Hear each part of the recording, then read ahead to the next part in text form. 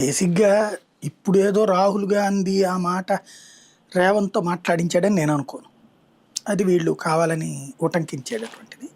ఓ రకంగా బీజేపీని రెచ్చగొట్టడానికి రాసేటటువంటిది. పాయింటల్లా అవును. ఏంటంటే అక్కడ అదొకటి. రేవంత్ రెడ్డి పరిపక్వత చెందిన నాయకుడు గాదు. వ్యూహాలు పన్నుతాడు. వాళ్ళ గురువు గారి బాటలోనే. చంద్రబాబు గారు ఇదివరకు ఎట్లాంటి వ్యూహాలు పన్నేవాడు. ఎన్టీ రామారావుని దించాలనుకున్నప్పుడు ఇలాంటి వాడు అసలు ఇదే పనికిరాడు రాజకీయాలకి, ఇలాంటి అనైతిక వ్యక్తి. ఈవెన్ రేవంత్ స్పీచ్ కూడా ఇప్పుడు వైరల్ చేస్తున్నారు బీఆర్ఎస్ వాళ్ళు.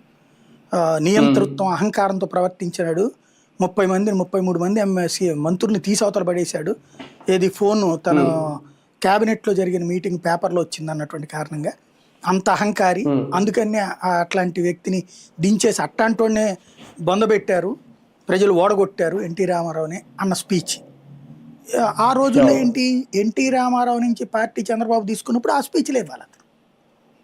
హ్మ్. అదే ఇవాళ చంద్రబాబు నాయుడు ఏం చెప్తారు? ఆ రోజున చంద్రబాబు నాయుడు దాదాపుగా 2009 దాకా ఎన్టీ రామారావు గురించి ఒక్క పాజిటివ్ మాట ఉందా? ఎన్టీ హ్మ్. రామారావు అనేటటువంటివాడు చాలా దుర్మార్గుడు. ఆడవాళ్ళతో అసభ్యంగా ప్రవర్తించేవాడు. ఈవెన్ కార్టూన్‌లని ఈనాడు కార్టూన్‌లన్నీ ఏంటి? అయ్యే గదా! హ్మ్. లక్ష్మీ హ్మ్. పార్వతిని అవును. ఒక వ్యభిచారిగా, ఎన్టీ రామారావు ఆడవాళ్ళతో అసభ్యంగా ప్రవర్తించేవాడుగా, ఒక డ్రగ్ అడిక్ట్‌గా